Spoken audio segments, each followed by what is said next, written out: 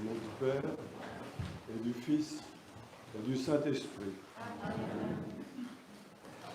Très chers frères et sœurs,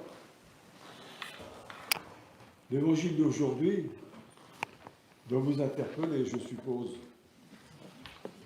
Enfin, je ne parle pas pour les saints, naturellement, mais pour les gens comme nous. Vous savez, les pécheurs,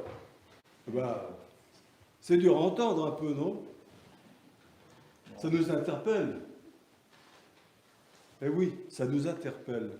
Parce que justement, le Seigneur veut nous interpeller, veut nous montrer quelque chose qui est bien dissimulé en nous, figurez-vous, qu'on a bien du mal à voir.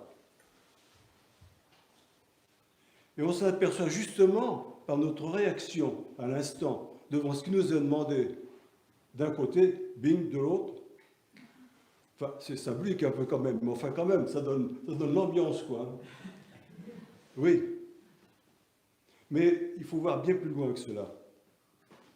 Quand on nous parle de nos ennemis, par exemple, vous savez, les ennemis, ce n'est pas forcément tous ceux qui ont des fusils ou des couteaux. Ce sont tous ceux, tout simplement, qui nous agacent, qui nous embêtent, qui convoitent ce que nous voulons convoiter, qui veulent prendre nos affaires, enfin qui nous dérangent. Enfin, finalement, tout ce qui n'est pas nous, ou alors le petit groupe très restreint, privilégié, qui a la faveur de notre affection. Alors vous voyez, ça ne nous mène pas très loin tout cela. Est-ce qu'on est vraiment dans cet amour? Eh bien, on peut penser que non, figurez-vous, parce que Dieu est amour, et c'est l'amour, ce n'est pas nous qui le faisons, c'est lui qui est l'amour. Pour qu'on ait l'amour en nous, faut-il qu'on s'ouvre à cet amour. Or, pour s'ouvrir à l'amour de Dieu, ce ne sont pas nos péchés qui l'empêchent, non. Il sait bien que nous sommes misérables. Il sait bien que nous sommes petits. Malheureusement, ce n'est pas l'idée que nous avons de nous-mêmes, figurez-vous. Et c'est bien dissimulé sous le terme poli de déni. Mais derrière le déni, qu'est-ce qu'il y a? Eh bien, ce serpent maléfique qui est dans le cœur de chacun d'entre nous, les restes du péché, l'orgueil. Oui, c'est ça, c'est l'orgueil. Seul l'orgueil peut nous écarter du Seigneur. Seul l'orgueil peut bloquer l'amour qu'il veut nous donner. Cet amour qu'il nous donne pour que nous le donnions. Tant qu'on est dans l'orgueil, c'est impossible. Et il y a un remède. Et c'est ce remède que le Seigneur nous a détaillé tout à l'heure. Le remède, c'est qu'à chaque fois qu'on va céder, c'est dur. À chaque fois, par exemple, qu'on va faire comme si on avait tort alors qu'on n'a pas tort, alors ça, c'est abominable. Mais même quand on a tort, on ne veut pas s'en rendre compte et on ne veut pas céder pour autant non plus. Mais à chaque fois qu'on cède, on va écraser un peu plus l'orgueil qui est dans nous. Ça nous semble difficile. Quand nous sommes fâchés avec un frère ou une sœur, quelles qu'en soient les raisons, les histoires d'héritage, tiens, dans la famille, c'est courant. Des problèmes de voisinage, des problèmes de comportement. Quand nous sommes fâchés, qu'il nous est difficile de revenir en disant simplement « je te demande pardon ». Et tout s'ouvre. Là, on est dans l'amour. Mais c'est difficile parce qu'avant, il faut vaincre l'orgueil qui est en nous. Alors vous voyez, avec ces quelques exemples, mais ça, finalement, ça comporte des tas d'exemples. C'est presque l'exemple de notre vie, tout simplement. Alors, vous voyez bien ce qui bloque l'amour en nous. Cet amour qu'on nous demande de donner aux autres, mais faut-il l'avoir en nous pour cela? Pour l'avoir en nous, il faut écraser l'orgueil. Et en fait, il faut rechercher, avec délectation, je rajoute, mais enfin, ça serait bien qu'on soit comme ça. Moi, je suis pas comme ça, mais peut-être que vous.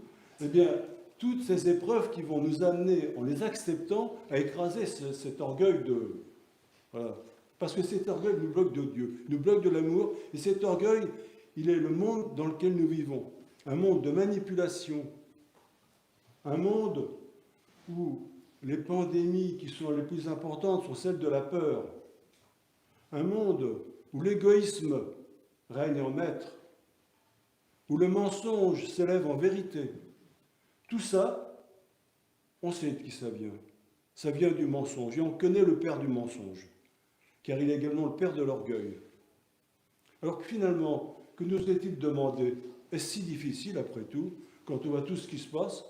Est-ce que c'est si difficile simplement d'ouvrir notre cœur? Parce que finalement, on ne nous demande pas de faire ce qu'on ne peut pas faire. Dieu nous connaît, il connaît notre misère, il connaît nos péchés. Il nous demande seulement d'être sincère, de sortir. Pour être sincère, il ne faut plus avoir cet orgueil. Pour être sincère, il faut se donner totalement. Totalement. On donne ce qu'on peut, certes, car nous ne sommes pas grand-chose. Nos charismes sont tous différents les uns des autres, heureusement, sinon nous ne serions pas complémentaires. Mais nous avons tous quelque chose à donner et à partager. Et à ce moment-là, l'amour qui est en nous va pouvoir s'épanouir. Et sur la tige, dirais-je, de notre humilité, car c'est une fleur qui ne supporte pas l'orgueil, mais l'humilité. L'humilité, c'est le terreau de l'amour. Eh bien, même si la tâche nous semble un petit peu ardue, en prenant conscience, nous savons quand même que, par la parabole du Fils prodigue, que Dieu est amour et qu'il pardonne tout. De quoi avons-nous peur? Dans Saint Paul, dans l'Épître aux Romains 7, Saint Paul le dit bien. Finalement, par nous-mêmes, on ne peut rien faire. Le bien qu'on veut faire, on n'y arrive pas, et on fait le mal qu'on ne veut pas faire. Mais l'important, c'est de le reconnaître, car déjà, quand on se rend compte, ça veut dire qu'on n'est plus dans le déni, ça veut dire qu'on le reconnaît. Et finalement, puisque Jésus nous le dit lui-même, sans moi, vous ne pouvez rien faire. Alors, qu'attendons-nous? Confions-nous à lui.